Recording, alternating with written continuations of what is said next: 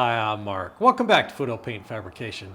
Well, the prototyping's done, and today we are going to build a custom hood hinge for the GTO. So I've got a little bit of time in prototyping this to make my own design, and only $200 to make two of them. So that's $100 each. So it's a pretty good deal to get a custom set of hood hinges that are superior to the ones you can buy, because we're not using cheapo skateboard bearings in these things. We're using nice stiff bushings. So let's jump in here. We'll take a close look at the finished product, and then we'll get to work on building one. All right, before we get started, let's take a quick look at the finished product. So I've got about $100 in here, just under $100 a hinge. That includes the gas spring. So you can see I've got some windows cut in here, and that's to kind of match the serpentine belt system that I'm going to use. And I wanted this to be unique, and I wanted it to work better than the factory hinges and better than the billet hinges you can buy for $800, $1,000, $1,500. Those are a little wobbly from what I understand, because they use cheap skateboard bearings and everything, and they have no very kind of crappy side loading, and they wobble back and forth a lot. So here is the base that's reused from the old hinge, and this is the part that goes up against the hood. That's reused. Everything else is scrapped. But I think it came out really good, guys. I mean, I'm really happy with the way it looks. And this doesn't have any finish on or anything. That's just sanded steel right there. So it'll look a lot better once that's done. So what do we need off the old one? Just like I talked about right now, we need this base piece right here, and we need this piece.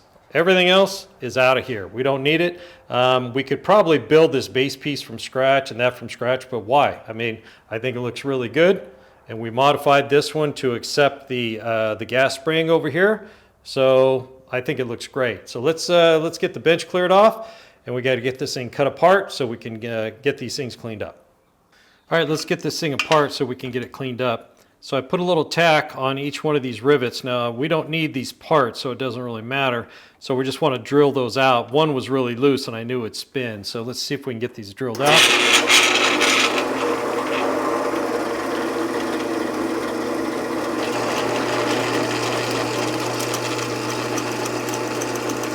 Just need to get the head drilled off there so that thing will pop off.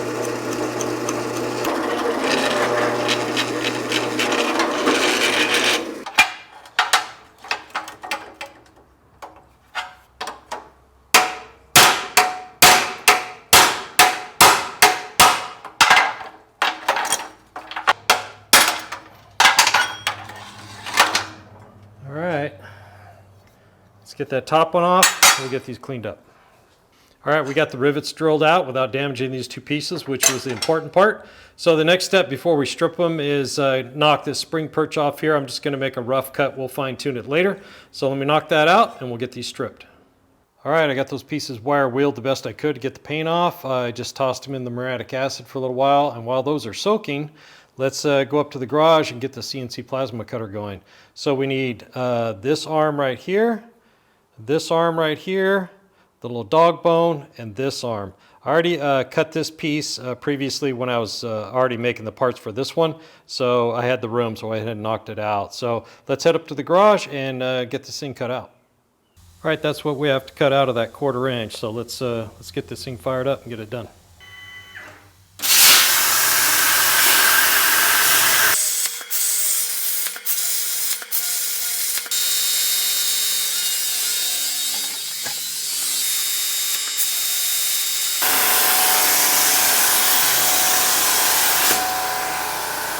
All right, guys, while these were cooling off, I went ahead and pulled these out of the muriatic acid, got them pressure washed off and all cleaned up. They're looking pretty good. So here is the timing little dog bone right here that'll time the two arms together. Here is the arm that the gas spring connects to. I know what that looks like, guys. I didn't notice it till I cut it out one day. That's the back arm, and that's the front arm that connects to that one. Of course, the part that goes up to the hood for the adjustment, the base piece, and this is a piece I cut out previously. That will actually weld on there, and that gives us a location to hook on the gas spring. So the last four pieces we really need are the buttons that we can weld onto here, and that gives us a place to drill and tap so the arms have, the shoulder bolts have something to bolt into. So I'm going to run over to Dave's real quick and go ahead and make up those buttons, And then when I get back off camera, I'm going to clean all these arms up. You know, it's just flame cut with that plasma cutter. I mean, it's nice, but it ain't nice enough. So I got some filing to do and some sanding and some other stuff. And then I'll throw these in the muriatic acid to get that black scale off of it and get them cleaned up. And then we can get back to work. All right, we got the parts cleaned up pretty nicely. They're looking really good. So I just finished turning down these buttons over at Dave on his little lathe. So that the idea is they're going to slide in just like that, but we do need to cut that off because there's a flat right here. So it'll drop in and we'll tack that in place. Same thing here on the base. So the button will go in just like that. It'll sit flush. We'll weld all the way around there and grind that smooth. That's just a pilot hole. It's not the actual size. And then we'll tack them on each side so we have something to drill and tap into, so that shoulder bolt has something to bottom up against. So that's for the base plate right there. So before we go any farther, some of you may be wondering, you know, if you haven't seen the previous videos, how did we get here? Or, you know, why am I getting here? So I've looked at a lot of billet hinges. I've talked to guys that have installed billet hinges on custom cars. They weren't happy with some of the, you know, they're kind of sloppy. And then I wasn't happy with some of them requiring a 5/16 of an inch gap between the hood and the windshield wiper cowl. It's way too big, bigger than factory. I don't know why you would put an aftermarket part on that makes your hood farther forward. So I started on this journey to make my own hinges. So that's why we're here. Now, how did I do all this? So basically, I duplicated the factory parts, all right? That's it. So, and really the critical points are the center of each one of these holes. As you can see, this one here does not look like the one I'm making. The distance between these holes is going to be the same, and that controls the geometry. This is just for clearance when it's closed all the way. And I did redesign that a little bit so I get a little bit better clearance. You can see I lightened this up. This one's a lot different. This one we didn't need the spring perch on there, and I added this ear for the gas spring. So really it wasn't you know, rocket science by any means. Once I got these dimensions right, set it up in Fusion 360, kept playing around with it. You can see that I've made prototype parts. I, you know, tacked stuff on here, drilled and tapped it, kept moving the arm around for the gas spring until I got it to work just the way I wanted. So it was just a lot of back and forth, but we are at a point now where the other one works perfectly. We just need to build this one. So let's go ahead and get started on, I think, getting these buttons on these parts right here, and then we'll work on drilling and reaming and tapping all these parts over here. All right, for the buttons, I took some 1-inch round stock. I drilled a pilot hole in the middle, and then I faced it down until I had a 3/8 diameter right here, and that matches the hole right here. And the reason I did that like that is because I want to make sure that hole is centered in the factory hole so the geometry stays the same, okay? So we will be attaching the arms from the back side over here with the shoulder bolt, so we need to have a nut on this side. Now, it doesn't have to be fancy like this. You could take a piece of 1/4-inch square stock, drill and tap it, get it centered, and weld it on there, no problem. I think the aesthetics are going to look a little nicer with the round right here. The problem is we don't have room. We bottom out before we can actually get there. So I just need to put a flat, take the cutoff wheel, cut a flat on there, drop that in, and we'll get those welded up. There's a couple of unneeded holes on here. I'm going to weld those up and grind those smooth first, and then we can get these welded up. So let's get a flat cut on these two, and then get this thing moving forward.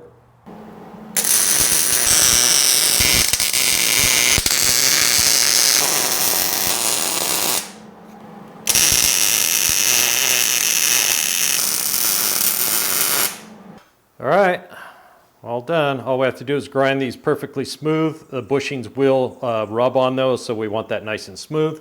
And then take the burr tool and flatten that out really nice so that adjusting washer can slide right past it. I'm going to let this cool off. We're going to move over and get to the base piece and get those buttons on.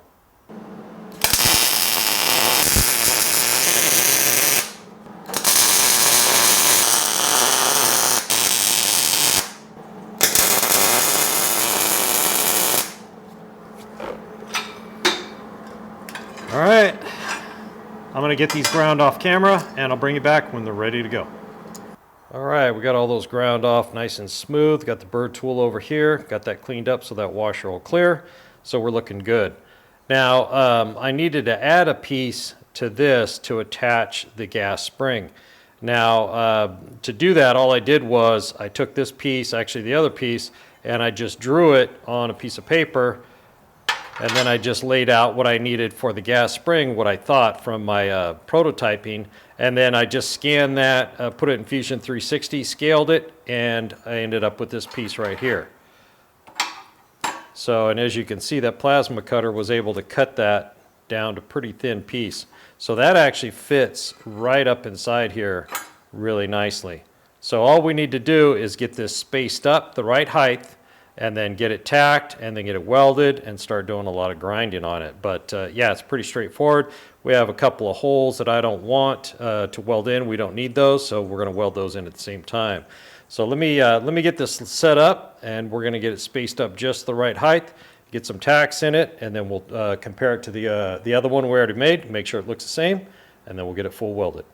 All right, I think I've got it all clamped in to match my paper template, so we're looking good there. What I'm going to do is just get a couple of small tacks on it, double check everything, and then flip it over. If it looks good, get some tacks on the back. This will stay nice and flat all through here. Right about here, we'll stop the tacks, and then we're going to bend this ear down right here so it kind of comes down and blends right into this lip right here. So it just looks like the lip just comes around and smooths out right through here. So, but let me get some tacks in it, double check it, and then we'll get to full welding on it. All right, my first attempt didn't work. I had this too high. Now it's set exactly the same height as the other one was, so we're ready to go ahead and full weld it. I'm going to lay it in all the way through here. I've got tacks on the back. We're going to have to do a little fill in right here, and then we'll get a burr tool after it.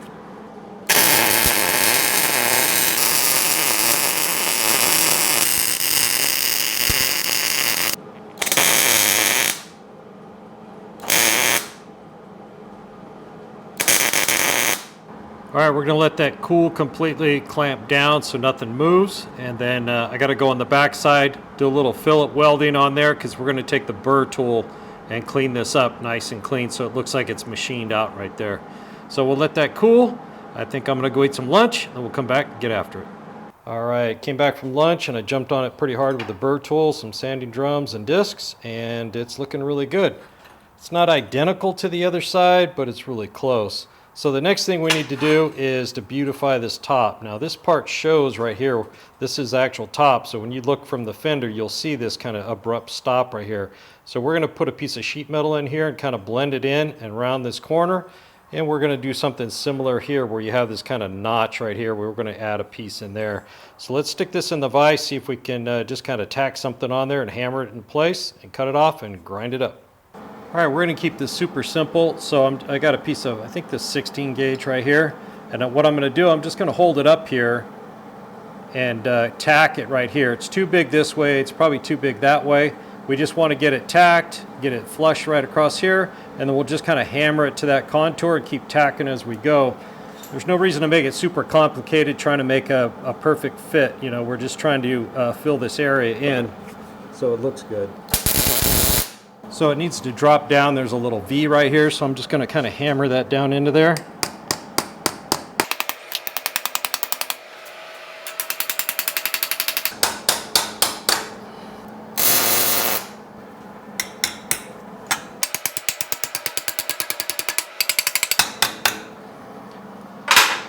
Something like that, and then we're going to just grind that flush, cut it off flush, and then weld it all along there. And then we'll cut it flush to the back, all the way over to the side right here. So let's switch back over to the bench, knock that out.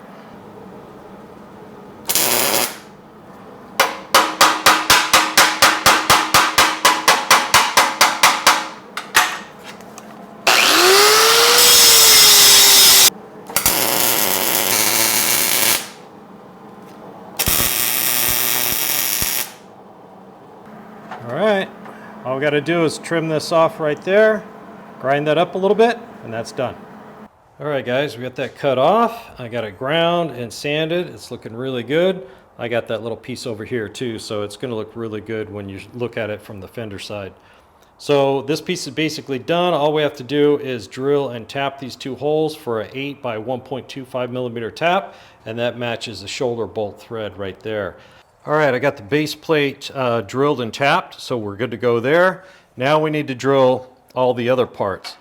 Now, normally when I'm doing fabrication and stuff, and there's a hole that needs to be drilled, if I'm using the CNC plasma cutter, I'll have it pierce and cut a smaller hole than I need, and then just drill it out later. In this case, I wanted to make sure the precision was a lot closer. Not to mention, that's a flame cut hole, and it hardens the steel right at the flame cut, so it really kills my drill bits, re-drilling that out to the proper size. So what I did on these parts, I used all my prototype parts and a transfer punch to punch through. So that's all we're going to do here. So I'm basically just going to line these up, clamp them together, take the transfer punch, slide it in there, and mark the center of that hole on all of these parts. And then we can move over to the drill press and start drilling. Now, some of these will get a bushing, and some will get a threaded hole. So I just have to make sure I don't screw up and drill a gigantic hole that needs to be threaded. So I'm going to go ahead and get all these punched, and we'll go back over to the drill press and start drilling these out, and then we have to ream some of them. So give me a minute, we'll get them all laid out, and I'll meet you back over the drill press.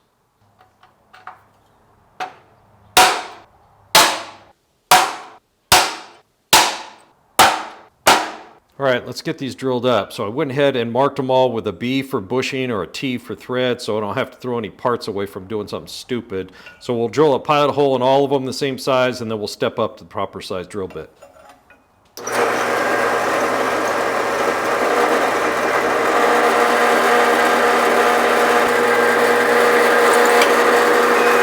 All right, for the bushing holes, we'll drill out with a 5/8 inch drill bit, and then we'll ream it to 16 millimeters with the ream to get the hole the exact size.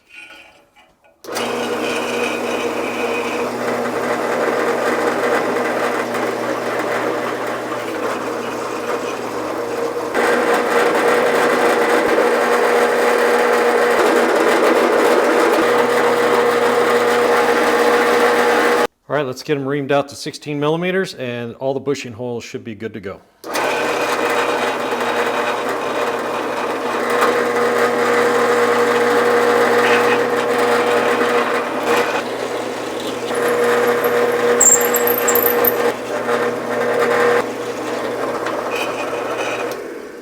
Okay, that's all the bushing holes ready to go. All we have to do is to work on that one small arm. All right, we've got one more hole to drill, and I can't just line it up with the transfer punch because I had to put an offset in this part right here, and it'll throw it off. So what I did was I transferred off of my prototype onto a piece of paper that followed the contours. Now all I have to do, now that I have these holes drilled, I can actually just lay it over my paper template here, line up all those holes, and then carefully flip it over. I've got the hole marked on the other side, use the center punch, and then punch that and drill that, and that'll get a thread as well. So I'll bust that out off camera, and then we need to get to work on putting this offset in here. All right, we got that hole drilled in the correct spot, so we're good to go there. Now we need to put that offset in there.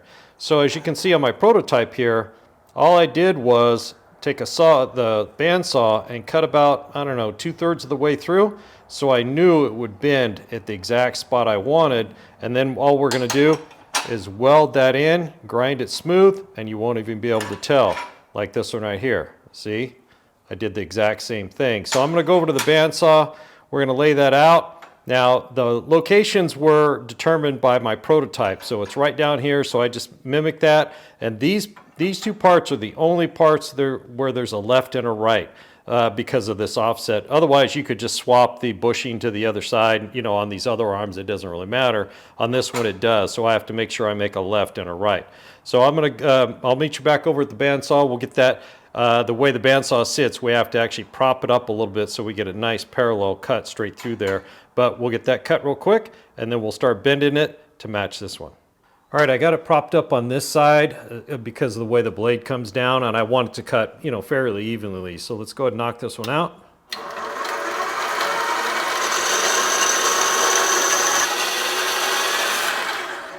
All right, that should about do it on that one. We'll flip it over and get the other one cut.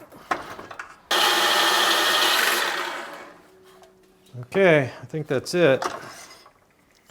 Yeah, went a little farther on this one, but that's all right. We're gonna weld that in anyways. So now the hard part, getting this bent exactly to match the other one.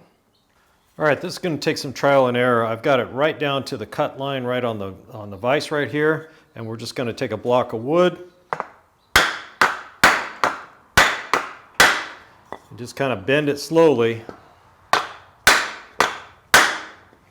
And then just keep taking it out and testing it. So it's going to take a few minutes. I'm going to go slow. I don't want to bend it too far and bend it back and weaken that joint right there. Yeah, so give me a minute. I'm going to get them both bent to match, and then we're going to end up welding that in right there. So it's going to tighten it all right back up. So I'll bring you back in a sec. Hopefully we'll have this lined up perfect. All right, we got it bent and it's looking pretty good. So what you want is this piece to be parallel to this piece, with approximately 3/8 of an inch gap right here. So we're offsetting it 3/8 of an inch. That's all. It's fairly simple. So I've got it clamped down to the welding bench, so I don't want it to move, you know, warp or anything when I'm welding. So I'll get a tack here, here, and in the middle. Then we'll get it full welded. I'll let it cool. Then we'll reverse the process and get the other side welded, and then we can grind it and finish it.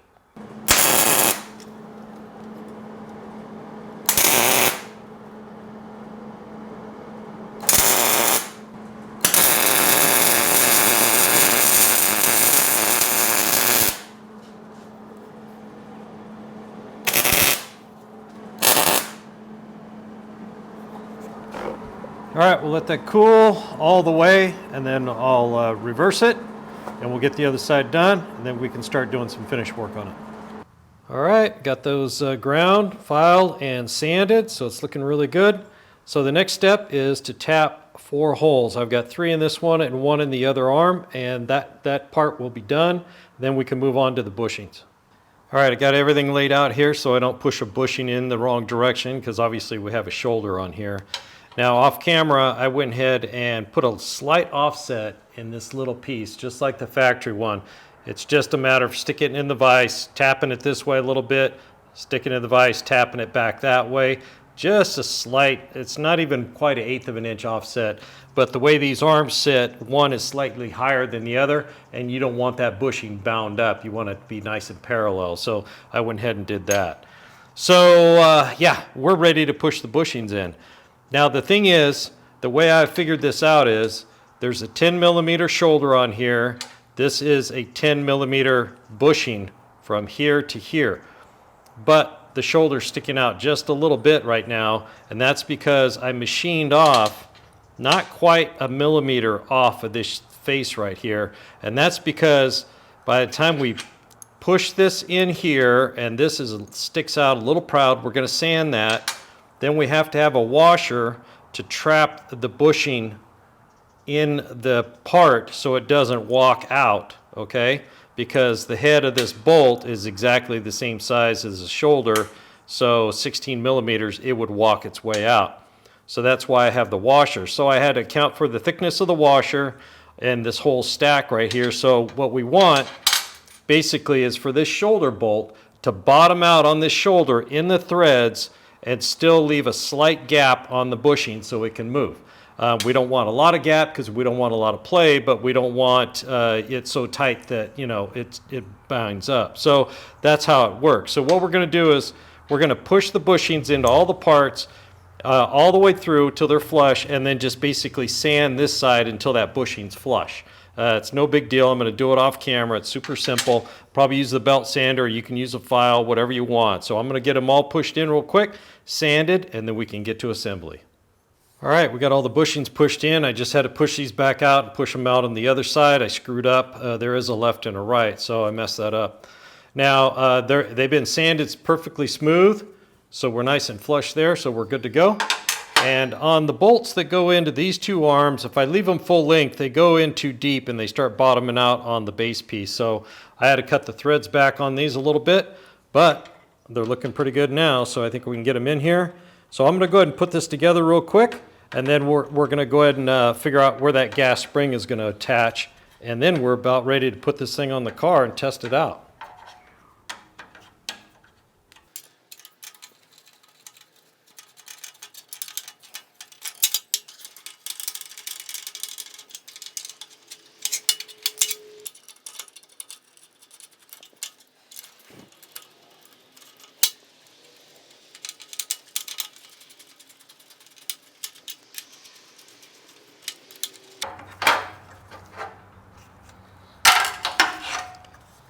All right, looks pretty good. Feels really good. Nice and tight. A little bit of a jiggle in it, but not bad at all. When it goes together for the final time, all these bolts will get a little bit of blue Loctite or something on it so they don't back out. But yeah, we're looking pretty good. Now we can put the ball on for the gas spring, and then we'll extend this to its full extension. I know where that should be, and then we'll mark where we should drill and tap for the other end. All right, guys, we are almost done. So I used the one that I already built to set the maximum height. So, and then I transferred it over to this one. Basically, I just put them back to back and had this one set and then matched this one. Put some tape with a couple of tick marks on there so I know where it goes. And I set this with the factory one. It had stops on it for max up. So I just mimicked that when I designed my gas spring. It's actually a little higher than factory, which will be nice with the hoods up. You can see inside there better. But yeah, we're looking really good. Then I just attached the gas spring on here. I put some tape on there and then just put the ball socket on there, and you can see I drew a little circle around it. So I'm just going to put a center punch mark in the middle of that, drill and tap it. And we are ready to get these things installed. So let me bust that out, and I'll see you back over the car. We'll have these things on, hopefully adjusted and working nicely. All right, guys, all done. I think they look fantastic. It works really good. I mean, so smooth, so tight, no wobble back and forth, no jiggling this way. I mean, it's really nice, and they're looking really good. And I can honestly say nobody else has hinges just like these. These are one of a kind. So I'm pretty happy about that. Now, they're working great. No, jiggling this way, no wobbling this way when you close it. I mean, the gaps right now in the fenders are pretty tight, and it comes down the same every time. So that's really good. And wait till you guys see the gap at the windshield wiper cowl. It is so tight, and I could probably even make it tighter, but then it's going to look too tight because the hood will be too far back and it won't match the front of the fender. So we actually could go back farther if we wanted to, I think. Now, there's one thing I kind of screwed up on, and that's the pressure of the springs. Those are 100-pound gas springs, and I didn't think about the safety factor.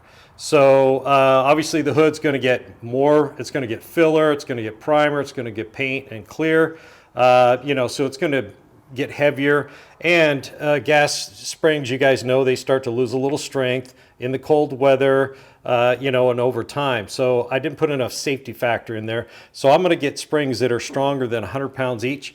I'm thinking maybe 125 pounds each. I'm not quite sure. I'm going to see if I can do some measurements and figure out what's best, and then I'll do that. And I'm pretty sure I can get gas springs in the exact same form factor. So basically, it'll just be swapping that out. But I'll figure that out, and I'll let you guys know later. So let's go ahead and close this thing and take a look at it.